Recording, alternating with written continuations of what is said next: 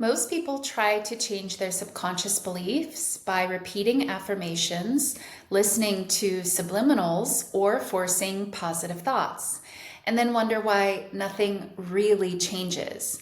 But here's the truth. You can't overwrite a program while you're still identifying as the version of you who's running that program. Your subconscious doesn't respond to words. It responds to identity, state, and feeling. So if you've been trying to reprogram your mind and it feels like nothing sticks, this video is going to flip your entire understanding of what is required for this change. By the end of this video, you'll understand how to actually get your subconscious on board with your desires. And once you do that, your external reality has no choice but to follow. If you're new here, hello, I am your muse Traci. On this channel, I help you peel back the false layers of programming and return to your true, unlimited nature so you can manifest effortlessly, consciously, and powerfully. Let's get into the video today. So let's start with what the subconscious mind actually is. It's not some mysterious hidden part of your brain that you have to hack into and that you never have access to. This belief is something I see a lot in my clients. And when they come to work with me, they have this belief that their subconscious mind is just hiding all the stuff that's blocking them. And this belief in and of itself is part of what is keeping them stuck. Your subconscious is simply your unconscious identity, a set of programs that were developed at a young age, learned from your environment either directly or indirectly, and they were developed with the motivation of, how do I stay safe? How do I survive in this environment? And your subconscious programming shows up in your automatic patterns of thought, automatic patterns of emotion and reaction. They run without question because you've already accepted them as you, as your identity. Neville said, man's chief delusion is his conviction that there are causes other than his own state of consciousness. That means your subconscious isn't the enemy, but it is responsible for creating 95% of your life. It takes whatever identity you consistently embody, again, unconsciously, and reproduces it automatically in your environment, in your outer world, your 3D reality. So changing your subconscious isn't about fighting it. It's about changing the identity you're automatically taking orders from. Here's why most people struggle. They're trying to layer new thoughts, affirmations, on top of the old identity and waiting for the affirmations to make something happen out there so that that thing happening out there can give them the permission to change their identity. And this doesn't work. They say, I'm abundant, I'm loved, I'm confident, but inside they still feel like the version who's broke, rejected, insecure. And they think that when their manifestation shows up out there, then they can finally shift into being abundant, loved, and confident. But it never works that way, and they stay stuck. They stay feeling stuck. The inner state, that feeling of being, is what the subconscious listens and responds to, not the words. So they spend months repeating affirmations while energetically broadcasting the opposite signal. And when nothing changes, they assume it's not working, when in truth, their subconscious was simply obeying the state that they really believe themselves to be in. You see why this doesn't work? Neville said it perfectly. You do not attract what you want, you attract what you believe yourself to be, those deeply held beliefs. So how do you effectively change those beliefs? So important to talk about. You change who you're being from the level of your identity, knowing that your identity has nothing to do with your past experiences, your family history, your whole lineage. It has nothing to do with anything you've ever done or anything you've ever said or anything that's ever been done to you or anything that's ever been said to you. None of that. It is a choice. Your identity is a choice you either make consciously or unconsciously. You can stay identified with the programs you learned as a child, or you can choose right now in this moment who you now decide to be, knowing that this is your choice and yours alone to choose. Every belief you hold about yourself lives inside this identity. And I want to just add this in here. Every belief you hold about yourself is also a choice. And it's either, those beliefs are either serving you or they're controlling you. So you have a choice here. Stop choosing beliefs that are controlling you and aligning you with a reality that you don't want to experience, and start choosing beliefs that you actually want to experience. This is what you get to do. This is the power that you have in your life. The version of you who feels unworthy carries one set of assumptions. The version of you who knows they're powerful carries a very different set of assumptions. When you shift identity, when you decide, I am no longer that version, the beliefs that once defined you begin to dissolve automatically because you shifted at the level of the identity. That's why trying to fix or argue with limiting beliefs is like trimming leaves instead of pulling out the roots. You don't need to fight the old beliefs. You need to stop identifying as the version of you who believed them in the first place. So let's make it real and tangible. Let's say you're manifesting a loving relationship, but deep down you believe you're not chosen. You try to affirm, I am loved, I am wanted, but your identity is still the one who isn't chosen. Your subconscious hears that as a lie, your affirmations as a lie, and it rejects it. And you continue to affirm in vain, wondering when your outer reality is going to show you what you desperately need to see so that you can allow yourself to shift. No, just no. But the moment you step into the state of, I am the woman or the man who is always chosen, always adored, always secure, that version doesn't need to convince him or herself with the outer circumstances.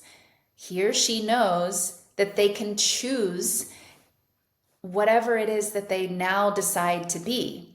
And when they no longer need the outer to do anything because they've solidified this new identity, that is paradoxically when it all shifts. Your subconscious aligns with the new chosen truth. Your energy shifts, your reactions shift, and because consciousness is the one and only reality, the 3D mirrors that shift back to you in the form of different behaviors, different communication, and different treatment by others. So let's talk about how to actually do this. 4 steps. It seems to be a theme lately with my videos. This is a 4-step process of how to reprogram your subconscious effectively. So, and this is also sort of based on Neville's teachings, of course. So step number 1, awareness. Notice what beliefs are running automatically. Pay attention to your reactions, not your affirmations. That's not how you do this work. Pay attention to your automatic thoughts, your automatic reactions. Those are the programs, right? So this isn't about affirming and affirming and affirming and affirming and affirming and never noticing what things are playing on autopilot, playing automatically. Your automatic knee-jerk reactions, your automatic, meanings and responses, those are the things you want to pay attention to. You can't affirmation your way to everything you want. Yes, I use that purposefully. You just can't. People who are teaching this are just keeping you stuck, and you have to go deeper. When something triggers you, that's your subconscious speaking to you. That's your insight into the programming so that you can see it, right? It's not true that your subconscious has all these things in there that you have no idea what they are. That's not how it works. That would be a terrible design if things were just hidden in there that you never knew about, and they are also blocking you and you also can't do anything about it. That's a terrible design, and that's just not how it works. And everything is actually brilliantly designed if you think about it. Step number 2, dissociation. Stop calling those beliefs mine. Stop identifying with them.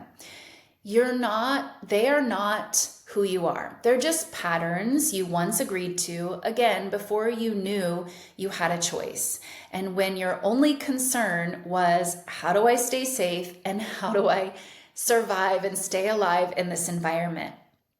Say to yourself, that's just an old program playing out, and I no longer choose that. That's no longer what I am identified with. I no longer need to be concerned with how do I stay safe and how do I stay alive? I get to choose higher. Step number 3, embodiment. Ask if you were already embodied in being worthy, being chosen, being abundant, how would you feel? How would you speak? How would you move? What would you decide? Start being that now, knowing that your identity is a choice. Whether you choose it consciously or unconsciously, that's up to you, but it is a choice. Step number 4, persist in the new state.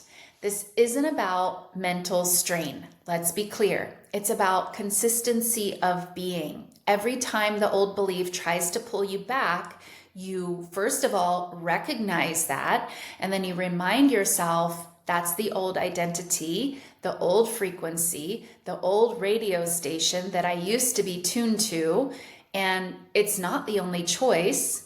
Whatever resonates with you, just remember it's not who you truly are, right? What I mean by whatever resonates with you is I gave you a bunch of options. For some it might be identity, for some it might be frequency. You might like the radio station analogy. Whatever resonates and makes it click for you. Just choose one.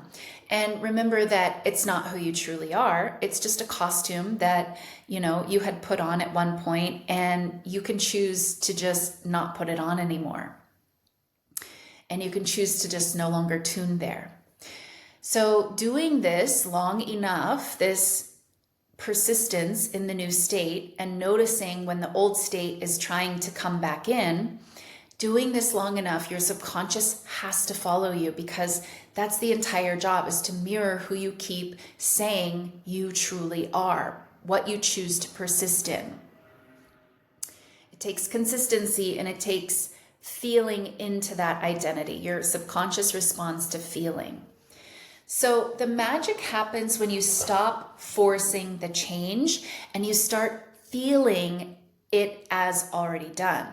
And again, you do this by knowing that you have a choice, by disidentifying with anything you no longer wish to experience and identifying the truth of your being. Exactly what I help my clients to do in my one-on-one intensive coaching program, which is creating that new identity, shifting from, out of the old identity into their chosen identity. Your subconscious learns through feeling, as I've already said. So when you enter the state of the wish fulfilled, when you feel the peace, confidence, and knowing, already being that version, that's the language your subconscious understands and responds to. It doesn't argue, it simply updates the program. That's why Neville said, assume the feeling of the wish fulfilled and persist in that assumption. Because when you persist in that feeling, you become it. And once you become it, everything around you rearranges itself automatically to match you. So one of my clients wanted to change her money beliefs. She she had been affirming for months, I'm abundant, I am wealthy, but still felt constant anxiety about bills.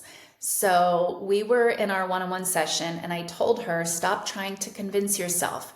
Instead, choose the identity who's financially free and abundant. It's a new story and it's a new identity, a new role that you get to just choose right now.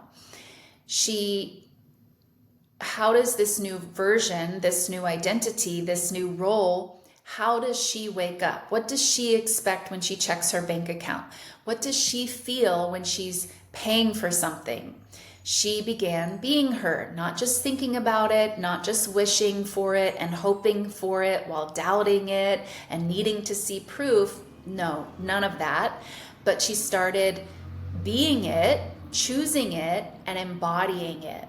Within weeks, new opportunities opened, unexpected payments arrived, and the same people who had been ignoring her work suddenly wanted to collaborate and suddenly started making all of these offers for her work.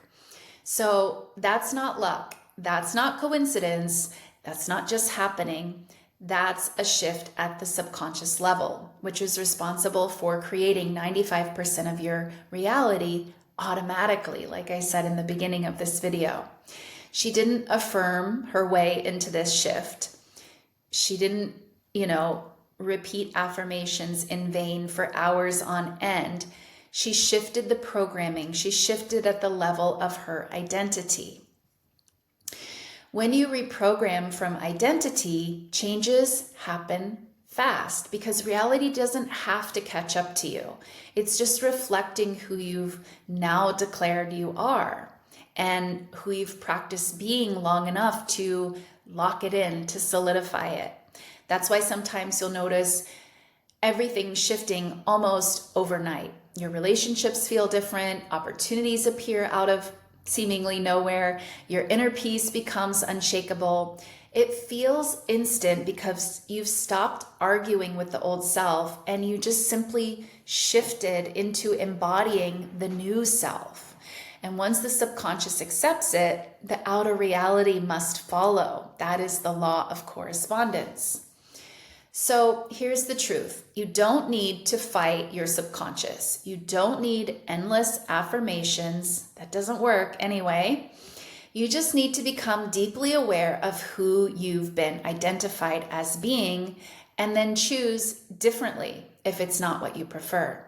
Change yourself from the level of your identity and your subconscious will update automatically because it's never been against you. It's always been following you. If you're ready to peel back those layers, those old layers, and reprogram your beliefs at the level of the identity, check out my 1-month unlimited intensive coaching program. This is exactly what I help my clients to do. You can find the link down in the description, also in the pinned comment. We'll go deep into the core fundamentals of self-concept and inner transformation so you can shift quickly, effortlessly, and by the way, permanently. This is a permanent shift that we're creating. If this video resonates with you, be sure to hit the like button. Please leave me a comment down below. I love seeing your comments and responding to your comments. And that's it for this one. I'll see you guys in the next video. Bye.